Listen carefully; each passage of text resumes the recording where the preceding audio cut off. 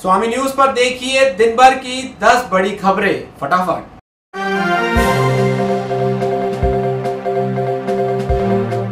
अजमेर शहर सहित किशनगढ़ ब्यावर में आज 7 कोरोना पॉजिटिव मरीज सामने आए हैं, जिसमें 42 वर्षीय महिला मुंबई से आई थी, उदयपुर रोड चुंगी नाका ब्यावर की। नट बस्ती वार्ड नंबर 2 बांद्रा सिंदरी किशनगढ़ में 27 वर्षीय महिला मुंबई से आई थी। 10 वर्षीय लड़का मुंबई से आया था, भादुन किशनगढ़ में। 19 वर्षीय युवक मुंबई से आया था, भादुन किशनगढ़ में। 65 वर्षीय महिला चंद्रवरदाई नगर 135F ब्लॉक में, जो कि पुराने मरीज के संपर्क में है। 50 वर्षीय महिला और 26 वर्षीय युवक गड्डी थोरियान हाउसिंग बोर्ड ब्यावर के रहने वाले हैं, जो पॉजिटिव मरीज के संपर्क में आए थे। कुल मरीजों की संख्या 349 हो चुकी है, वहीं 50 मरीजों का इलाज अस्पताल में जारी है।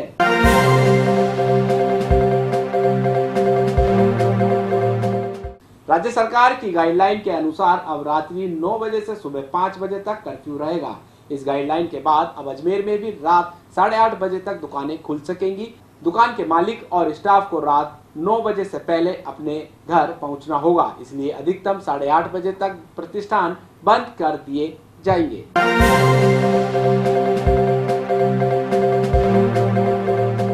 प्रदेश सहित अजमेर जिले में सोमवार से लॉकडाउन 5.0 अनलॉक का पहला दिन शुरू हो गया। शर्तों के साथ लॉकडाउन जारी रहेगा। रात 9 बजे से सुबह 5 बजे तक कर्फ्यू जारी रहेगा। 5 लॉकडाउन के चलते आम जनजीवन पटरी पर आने लगा है। सरकार की गाइडलाइन के अनुसार अजमेर मंडल के रेलवे स्टेशन से स्पेशल ट्रेनें शुरू हो गई। यात्रियों को जांच के बाद ही रेलवे स्टेशन के भीतर प्रवेश दिया गया। आज से भारतीय रेल ने जो हमारी यात्री गाड़ियां हैं वो भी विधिवत रूप से शुरू करने का काम किया है। इससे पहले भी जिस दिन से लॉकडाउन हुआ तब से भारतीय रेल सभी रेल कर्मचारियों के सहयोग से मालगाड़ियों का, पार्सल गाड़ियों का और श्रमिक स्पेशल का और जो भी आवश्यक सेवाओं से जुड़ी हुई रेल सेवा थी वो तमाम रेलें चालू थी। और मालगाड़ियों ने तो इस दौरान खाद्य सामग्री, दवाइयाँ, कोयला, पेट्रोलियम आदि जो अनिवार्य वस्तु थे उनका बखूबी लोडिंग करने का काम किया। और अभी आज से जो यात्री सुविधाएं यात्री गाड़ियों के शुरुआत होने का काम हुआ है, जिसमें देश में 200 यात्री गाड़ियों की शुरुआत हुई है। अजमेर स्टेशन से भी 2 गाड़ियों का आवागमन शुरू हुआ है। अजमेर से दिल्ली सरायरोला जनशताब्दी एक्सप्रेस और दूसरा दिल्ली से अहमदाबाद के बीच आश्रम एक्सप्रेस का संचालन शुरू हुआ है। और इसमें ये अजमेर के शहरवासियों के लिए भी यातायात के साधन सुगम हों और जो अति आवश्यक समझ रहे हैं वो इस यात्रा का लाभ भी उठा रहे हैं। और इसके लिए भारतीय रेल ने तमाम व्यवस्थाएं अच्छी सुचारू रूप से करने का काम किया।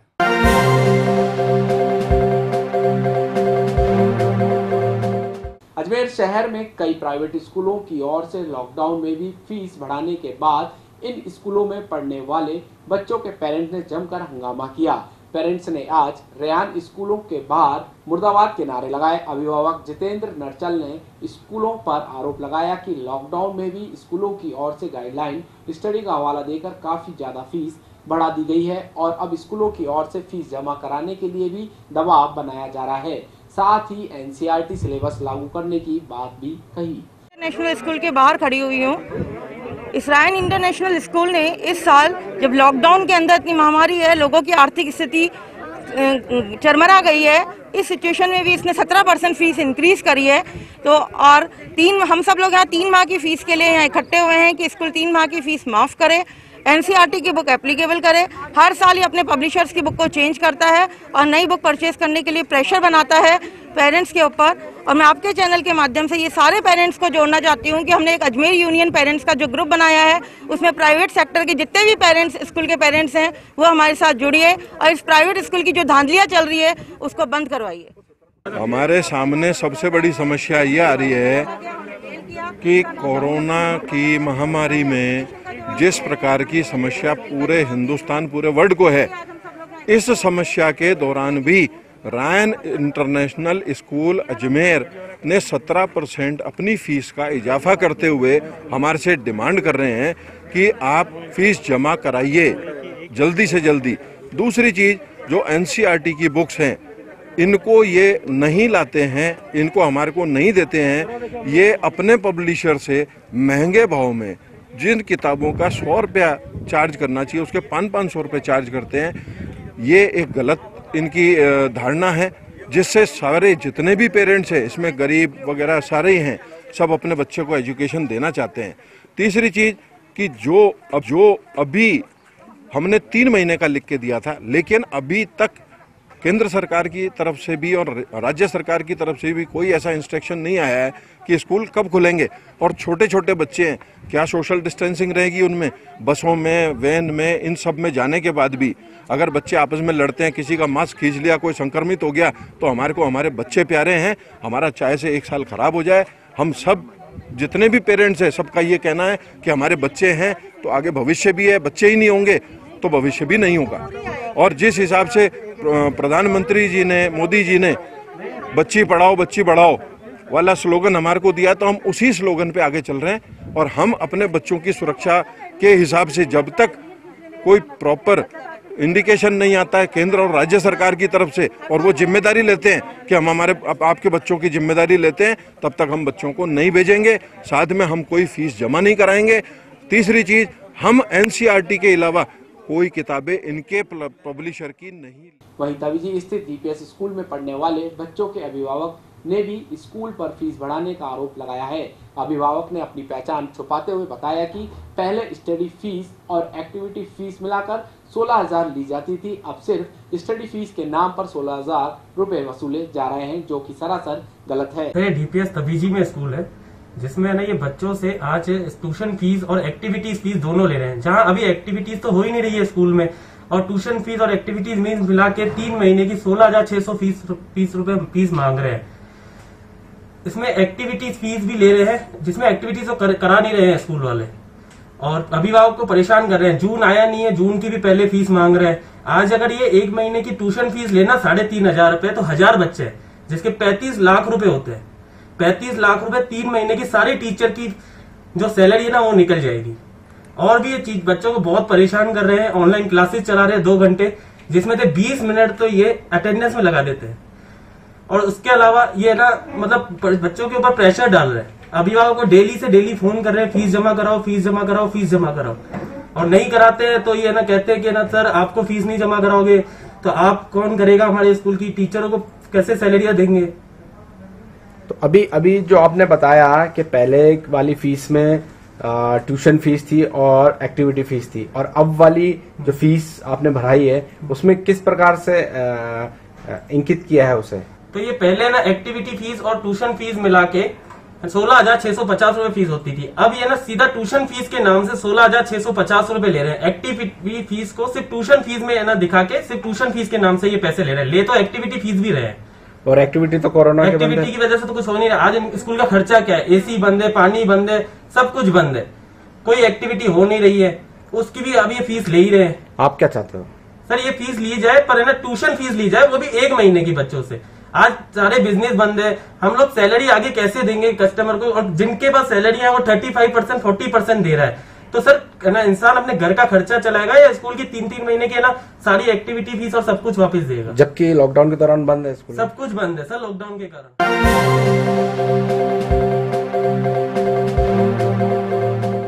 सदर कोतवाली थाना अंतर्गत कबाड़ी बाजार में एक दुकान के ही नौकर ने अपने साथियों के साथ मिलकर 50,000 से भी अधिक का सामान चुरा लिया और फरार हो गया। पीड़ित दुकान मालिक की शिकायत पर सदर कोतवाली थाना पुलिस ने कार्रवाई करते हुए दुकान के कर्मचारी एजाज को गिरफ्तार कर लिया, बाकी उसके साथियों की तलाश जारी है। चोरी का खुलासा सीसीटीवी फुटेज के आधार पर हुआ। मेरी फर्म मदारगेट कबाड़ी बाजार के अंदर है, महावीर मार्केट के अंदर, जनरल स्टील ट्यूब्स के नाम से। मेरे यहाँ पे 29 तारीख की सुबह 8 बजे के करीब, 7:45 से 8 बजे के बीच में चोरी हुई है। जो पीछे हमारे नेबर्स हैं उन्होंने हमें कॉल करके बताया था कि उन्होंने हमसे पूछा कि आपके यहाँ किसी ने माल, आपने किसी को बेचा है? तो मैंने उनको डिनाई किया, तो वो बोले कि आपका सर्वेंट किसी को माल दे रहा है। जब तक उनका कॉल मेरे पास आया, जब तक वो लोग सामान लेके निकल चुके थे। ये चोरी मेरे जो सर्वेंट था, मेरे यहाँ काम करता था, वो आगे से कूदा और पीछे वाला जो गेट है, हमारे जो दुकान का पीछे गोदाम है उसका जो गेट है, वहाँ उसकी चाबी अंदर गेट के अंदर ही रखी रहती है।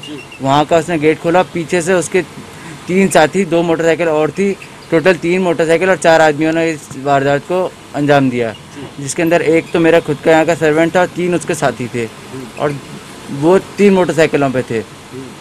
तो एक एक करके वो आए तो बाहर ये जो मेरा पीछे वाला गेट है इसके बाहर उन्होंने वहीं गाड़ी खड़ी करी, तो सामने इसकी हमें 29 तारीख को उन्होंने फ़ोन करके बता दिया था, लेकिन हमें संदिग्ध था। तो इसकी जब हमें वीडियो CCTV एक फुटेज मिली तो उसमें एक पुष्टि हो गई कि हमारे ही सर्वेंट ने हमारे यहाँ से अपने साथियों के साथ मिल करके हमारा माल चोरी किया है। उसकी हमारे पास वीडियो क्लिप है जो कि हम पुलिस को दे चुके हैं। क्या क्या माल था आपके पास? मेरे माल के अंदर उन्होंने जैसे पानी की जो घरेलू मोटर होती है, पानी के पाइप होते हैं, जो किताबें रखने का जो बुक शेल्फ वगैरह होते हैं वो शेल्फ था, फाइबर शीट थी और भी कट्टों के अंदर अन्य पीतल की आइटमें थी, क्योंकि कट्टे की फुटेज है, लेकिन क्या क्या है बहुत सारा कुछ माल था जो उन्होंने लेके गए। इससे पुलिस को जानकारी देने के बाद जब पुलिस ने मेरे सर्वेंट को गिरफ्तार किया तो उसमें एक चीज़ का और खुलासा हुआ कि उसने इससे 2 दिन पहले भी यही हरकत की थी, जब ये अकेला आया था, जब इसने 2 पानी की मोटर निकाल के ले गया था। लगभग कितने का माल होगा ये? लगभग ये 50,000 से 1 लाख के बीच का माल है। क्या नाम है पुलिस ने जिसको पुलिस ने गिरफ्तार कर रखा है? अभी उसका नाम तो आज़ाद है, बाकी उसके 3 साथियों का नाम अभी खुलासे में नहीं आए हैं। किस नाम से शॉप है आपकी? मेरी शॉप जैनेस्टी ट्यूब्स के नाम से है, महावीर मार्केट के अंदर। महावीर मार्केट, मदारगेट, अजमेर। कौन से थाने में मुकदमा दर्ज है? कोतवाली थाना लगता है महावीर मार्केट का, तो वहीं मुकदमा चल रहा है।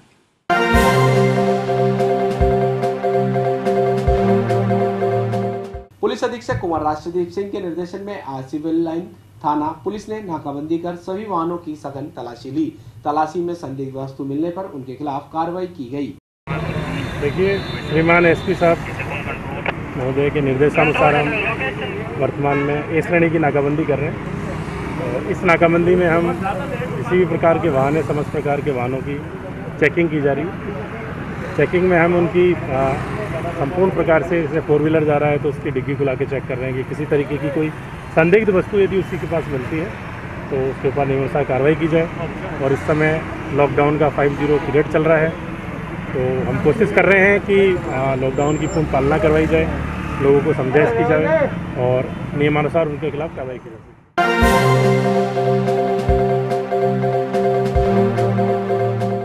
बेमौसम हुई बारिश के बाद फ्रेजर रोड स्थित रेलवे के सरकारी क्वार्टर के पीछे अचानक 10 फीट लंबा भूरे रंग का सांप निकलने से इलाके में सनसनी फैल गई। क्षेत्रवासियों की सूचना पर पहुंचे स्नेक कैचर हेमंत सिंह ने बमुश्किल रेस्क्यू कर सांप को पकड़ा और घने जंगलों में छोड़ दिया। भैया, मैं दूध लेने जा रहा था और ये पीछे की तरफ से मुझे किसी ने बताया कि आपके क्वार्टर की तरफ है ना एक सांप जा रहा है, तो मैं भागा दौड़ा आया तो उसका पीछा करा सांप का, तो ध्यान रखा उसके ऊपर कि कहीं वो भाग ना जाए। फिर वो सांप पकड़ने वाले भैया है हमारे हेमंत जी, उनको मैंने फ़ोन करके बुलाया तो उन्होंने पकड़ा फिर वो सांप। किस तरीके से पैरों पे चढ़ गया? और वो भैया उसको भगा रहे थे तो डर के मारे वो जगह नहीं मिल रही थी तो उसको पैरों पे चढ़ गया। तो बड़ी मुश्किल से वो NGO के थ्रू आए थे हेमंत जी, उनको बुलाया तो उन्होंने पकड़ा सांप को। कितना बड़ा सांप था भैया? करीबन 7-8 फीट का था। कैसा माहौल बन गया था भैया? पूरी पब्लिक इकट्ठी हो गई थी, जाम लग गया था पूरा। खतरे की तो बात है ना भैया, घर में छोटे छोटे बच्चे हैं तो डरना तो जायज़ है। आपका ये क्वार्टर? हाँ, ये मेरा ये क्वार्टर। भैया, ये इधर रेलवे क्वार्टर है हमारे, इसके पीछे पूरा कच्चा पड़ा है, जमीन भी ऐसी धसी हुई है, आए दिन सांप निकलते हैं। पहले भी छोटा सांप निकला था, वो तो भाग गया। आज इतना बड़ा 8-10 फुट का सांप निकला है। बच्चे सब घर में रहते हैं। अभी पीछे से बच्चों ने देखा, भाग के घर से बाहर आ गए सब। फिर वहाँ से भाग के 4 क्वार्टर आगे एक पेड़ पे चढ़ गया सांप। वहाँ से इनने बड़ी मशक्कत करके पेड़ से नीचे गिराया और इधर पकड़ा। बहुत भारी और बहुत भयंकर सांप था। घर में 7.5 फीट का सांप है करीबन। ये पाल बिचला फ्रेजर रोड गोंदी वाले बाबा के सामने एक बहुत बड़ा सांप निकला था। बहुत खतरनाक सांप था ये, और ये 8-10 फुट इसकी लंबाई थी और ये घरों में घुसने की कोशिश कर रहा था। तो हम लोगों ने इसको पकड़ने की कोशिश करी, हेमंत भाई को फ़ोन करा और वो आए और ये पेड़ पे चढ़ गया। लोग और बहुत भीड़ हो गई यहाँ पे और देखने वाली तादाद में वो खतरनाक सांप था। ये मतलब कुल में लगे पकड़ लिया इनको, हेमंत जी ने पकड़ लिया। ये पेड़ में बहुत ज़्यादा मेहनत करी इन्होंने, आधे 1 घंटे तक। बहुत परेशान हो गया ये भी, वो पेड़ पर अटका रहा और वो आ नहीं पाया और इन्होंने पेड़ से झड़का के नीचे करा, फिर नीचे पड़ते इन्होंने पकड़ लिया।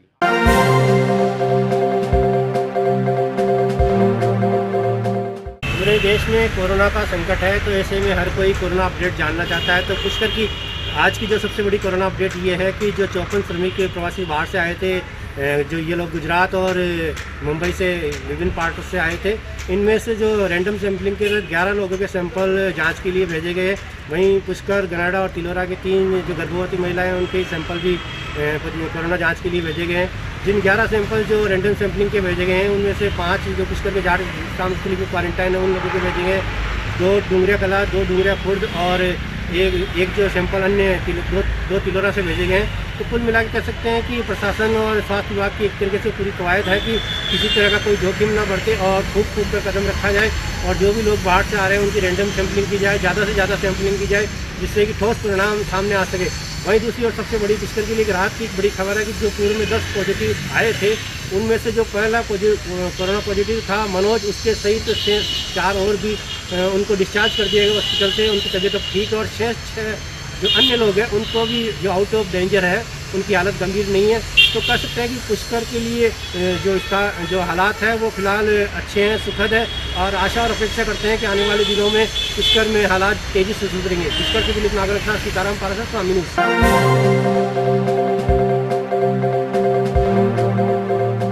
लॉकडाउन में पुलिस के साथ कंधे से कंधा मिलाकर सेवा का कार्य करने वाली टीम पुलिस मित्र लगातार सेवा कार्यों में जुटी हुई है और हर प्राणी मात्र की सेवा कर कर वो सेवा के एक नए आयाम स्थापित कर रही है। आज भी जब टीम को एक सूचना मिली कि खरेखरी रोड पर जो ट्रेचिंग ग्राउंड है वहाँ पर एक गाय के सींग पे प्लास्टिक फंसी हुई है और उस कारण जो गाय माता के जो जीवन है संकट में सूचना मिलते ही तुरंत टीम मौके पर पहुँची है और 1 घंटे के रेस्क्यू के बाद में गाय को सकुशल गाय की जान बचाई है। तो कह सकते हैं कि टीम पुलिस मित्र लगातार वो कार्य कर रही है जिसकी सेवा समाज को आवश्यकता है। पुष्कर से दिलीप नागर के साथ सीताराम पाराशर, स्वामी। कुछ दिनों से ट्रेचिंग ग्राउंड पर एक गाय जिसके किसी ने रस्सी बांध दी, रस्सी से सींग कट के कीड़े हो गए अंदर। तो आज पूरी टीम को ये सूचित करके अमित जी के साथ में सारी टीम को लाके उसको रस्सी काट के उसकी ड्रेसिंग करके उसका ट्रीटमेंट कर दिया। फिलहाल कैसे स्थिति है इनकी? स्थिति तो क्रिटिकल है बट 2-3 दिन कंटिन्यू इसका ट्रीटमेंट देने पर ठीक हो सकती है।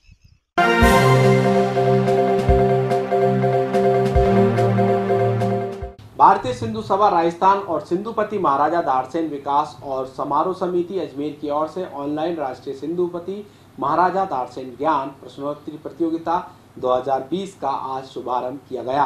प्रतियोगिता के संयोजक प्रदेश भाषा और साहित्य मंत्री डॉक्टर प्रदीप ज्ञानी जोधपुर वालों को बनाया गया है। सादर वंदे मातरम। भारतीय सिंधु सभा राजस्थान एवं सिंधुपति महाराजा दाड़सेन स्मारक विकास एवं समारोह समिति अजमेर के संयुक्त तत्वाधान में राष्ट्रीय भक्तों के लिए सिंध के अंतिम हिंदू सम्राट सिंधुपति महाराजा दाड़सेन के जीवन चरित्र पर आधारित 32 प्रश्नों की एक प्रश्नोत्तरी आपके समक्ष प्रस्तुत है। 10 जून 2020 तक गूगल फॉर्म के माध्यम से इस प्रश्नोत्तरी के जवाब आपको सबमिट करने हैं, जिनके आधार पर विजेताओं का चयन किया जाएगा। विजेताओं का चयन लॉटरी के द्वारा होगा, जिसमें प्रथम पुरस्कार 2100, द्वितीय पुरस्कार 1100 और तृतीय पुरस्कार 500 रुपए के प्रदान किए जाएंगे।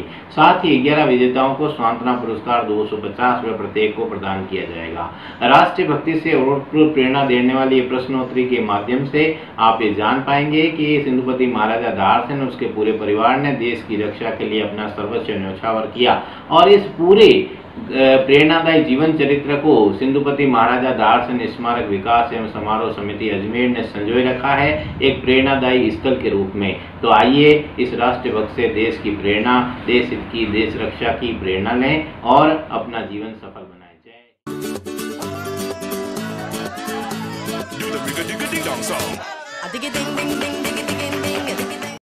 स्वामी न्यूज के सभी दर्शक तरोताजा खबरों के लिए यूट्यूब पर स्वामी न्यूज को सब्सक्राइब करें। साथ ही शहर से जुड़ी तमाम खबरों के तुरंत अपडेट्स के लिए बेल आइकन पर क्लिक करें। यह न्यूज आपको कैसी लगी, इसके लिए हमें कमेंट बॉक्स में आपके अमूल्य सुझाव दीजिए और इस वीडियो को लाइक व शेयर करें।